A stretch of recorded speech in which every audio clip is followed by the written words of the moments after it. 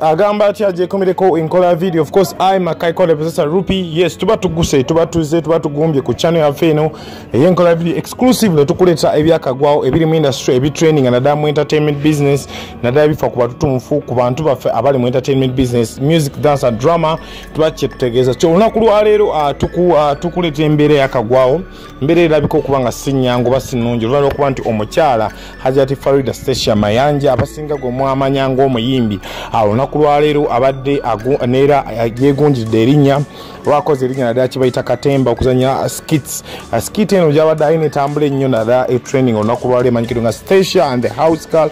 So Stacia ono olunaku lwa mukaaga n'aba nga yalumbiddwa attack yona yamulumbye abamu bagamba heart attack abamu bagamba pressure. So mukulumbi w'ekirwadde kusaawa zabadde nga emu n'ekitundu olunaku lwa mukaaga n'aba nga addusibwa ku Doctors Clinic.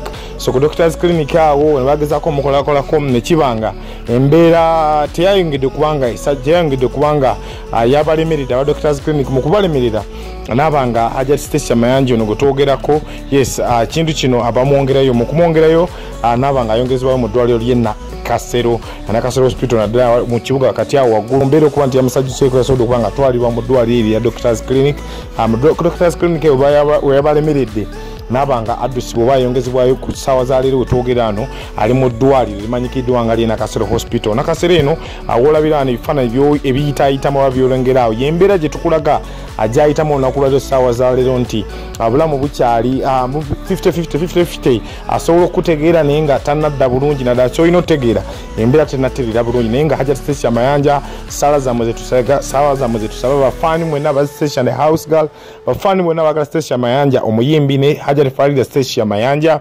So mu mbeera gyakyalimu yalumbiddwa ekirwadde ssaala zokka ze twetaaga. So mu mbeera eno n'alina kyalina tasaba kusonderwa naye oba omanyi nti oyo muyimbi wange yes azze abinkolera mu kazannyo kange azze ennyimba ez'omukwano ennyimba ez'embudaabuda n'ennyimba ez'enjawulo. So mu mbeera eno embeera teyasobodde okubanga neera tugirekeraawo tusobodde okutuukako ku ddwaliro mu kutuuka ku ddwaliro ne tunoonya ku manager oba omukulu CEO wa Al Magic Films oba Al Magic Films amanyikiddwa nga Sir Lawrence ono n'atuwayawayamu n'atunyola embeera y'omuyimbi we oba embeera ya kazanyikirizibwa abasinga bamuyita kazanyikiriza ssaawa za leero n'embeera y'omuyimbi weeri n'essaawa za leero omuyimbi ono ata music oba takyayimba naye tutunuulidde nnyo ku mbeera eyokuba nti obulamu bwe buliwa oba ssaawa zino kyekimuluma na mbeera kijalemu kukuba omuddwaliro tugenzeko mu ddwaliro ni bino byetujjeera tukusinkana Lawrence Al Magic CEO Al Magic Films ate nga ye manager wa Hajati Stacia Mayanja. Bino byebigadde ebigambo bye nga tuli ku ddwaliro e Nakasero bwatuzeemu nga ayennyonnyola ku mbeera omuyimbi we gyalimu oba omuzanyi we gyalimu. Kale Rupi naawe gyebaleko obulamu bugamba kitaata obulamu tebulina ttabbu olunaku lwali tukusanze wano ku ddwaliro e Nakasero buzibu kitaata? Buzibu obuliwo omuyimbi wange Stacia Mayanja mulwadde so mbadde nina omubeererawo yensonga lwaki nsanze ku ddwaliro. Yabadde ki? Yafuna pressure attack ku lunaku olw'omukaaga essaawa zaalinga emu kitundu ez'akawungeezi n'afuna heart attack nengezaako mutwala mu ddwaliro nasooka ku Doctors Clinic bamukolako n'abalemerera so ne bandifaalinga nemuleeta wano mubadde otutukidde wano akaseera kano abantu bali twakajaguza n'anniversary yaffe buzibu ki heart attack kuno evaaki eva ku ki bajja kwebuuza kikyevaako manye abantu bapanga ebintu bajja kulowooza understand kulo bisigadde nga omanyi industry yaffe oba abantu engeri kitambula kiva ku ki obuzibu buno bwanoonyereza nga ki heart attack eva ku ki? Nze ndowooza jasibwaze buzinga obulwadde buyinza okujja kuba waliwo obulwadde obujja nga tewali nsonga kuba bwe tunya ebimu ku bintu ebireeta pressure omwimbi abadde talinaako yadde n'ekimu tuba twakola pate ne tujaguza okutwaliza wamu bwe mbasoogedde nga kwewaana mu art industry ya Uganda ffe tubadde n'ekintu oba ffe tulina ekintu ekitambula essaawa zino kye bayita Stacia and House Girl. So kati siraba si mabanja siraba nsonga yonna eyinza kuviirako pressure naye nina okuba obulwadde bwazze buzi ng'omuntu walwala. So mu mbeera y'obulwadde eno abasawo boyogeddeko nabo n'embeera gyali mu ssaawa zino omulabi wa Stacia n'agenda okulaba bintu bino online online ku channel yaffe ne ku TV olunaku olw'enkya mu Wolokoso. Embeera kiti asuubire ki embeera ya Stacia ekyeyongera okuba embi oba embeera eyinza okutereeramu? Hajati Stacia we twamuleetedde ku ddwaliro wano yabadde bubi nnyo to an extent that yabadde mu intensive care unit nga tasobola kussa aliko oxygen naye wenjogerera bino Katonda mulungi bamu discharge nze era kati ali mu shoot asobola okwogera asobola okussa asobola okulya anyumya kitegeeza embeera eri mu kuimprovinga. So abawagizi babeere nga basuubira nti omuyimbi agenda kutereera oba omuzannyi waabwe agenda kutereera. So omuzannyi waabwe oba omuyimbi waabwe embeera eno etataganyizaamu emirimu oba mubadde ne package nga muteeseteese muna kye muteeseteese okuwa abawagizi kuba abawagizi bajja abamu bademandinga bagamba yesu wadde mulwadde tusuubira okuba nti alinawo enteekateeka biba bitalaze bijja naye tuyinza okuba nga waliwo packaging ebaddewo nga sitesi wabaddewo ebibaddewo nga sitesi okuba nti apackaginze bulungi ebintu bye nga incase bali abamumisi ku channel yaffe tebafune mu buzibu nga bakyalaba n'abamulaba ku TV endala gy'ateeka ebintu bye. Kakati omuyimbi Stasha Mayanja ali managed by company oba record label ey'amaanyi erimu abasajja bali very hard working ebayita Almagic Uganda Limited.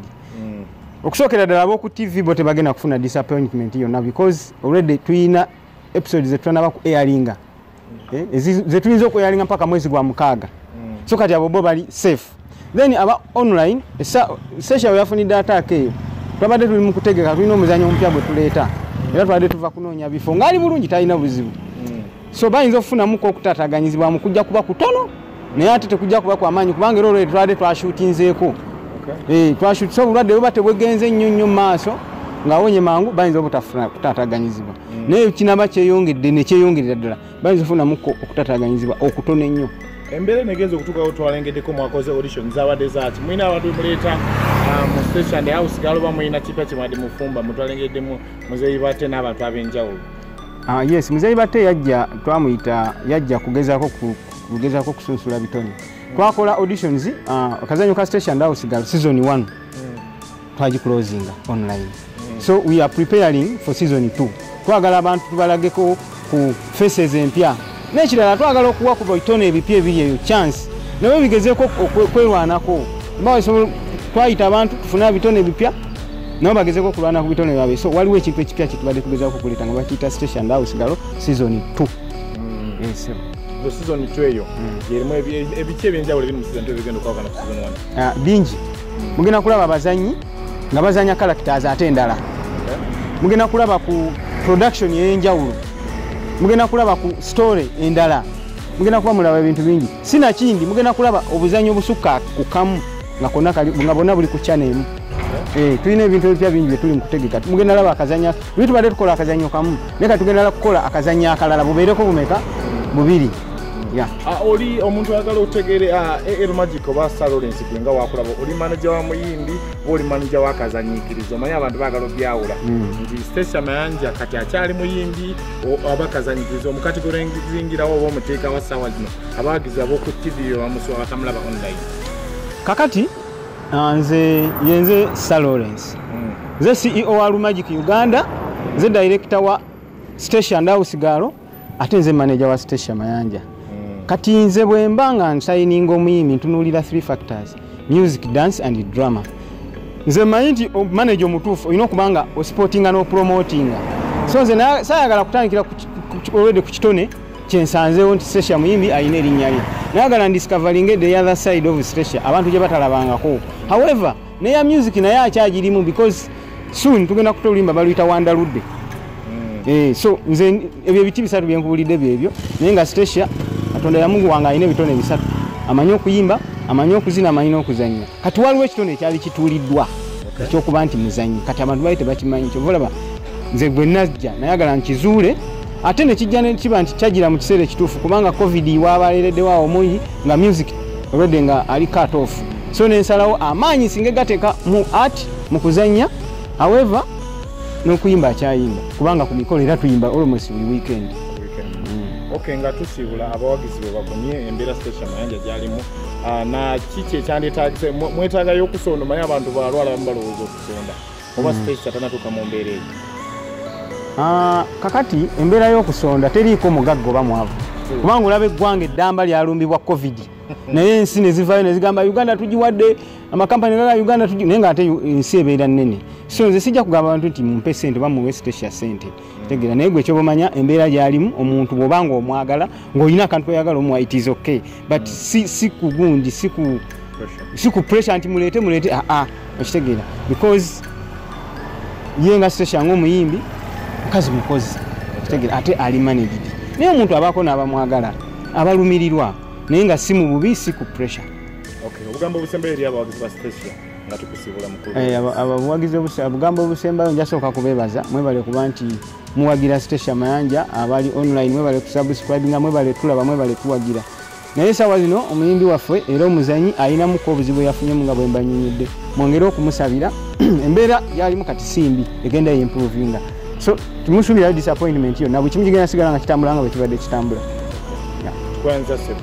Twagala okuba nga tukwebaza okuba nga okona kadako subscribing akona ku channel yaffe oyo kona kadako tukivuge tukyambuse abasubscriber katukivuga kyambuka kirungi nnyo so abagala okututuukirira tukola audio tukola video tuwandika n'abayimbi ennyimba tukola radio ya TV ne airplays ku radio ne ma TV tutambuza oluyimba ne luzannya ku radio ne TV kosa ne kibayita underground promotion so yenna aliyo omuyimbi agala kuyimba agatandika kuyimba oli promote agala kutegera kivulu agala kututegera muyimbi wa mbaga mikolo so tutukire ku channel yaffe enkola video kuneka da otu WhatsApp ni ku namba yaffe ya notu 8842555 tukikwasaganya tusinzana ku Kama Records Makindye audio video kugata ne promotion notu bikwasaganya so I Makai Kole Professor Rupi tusainize out.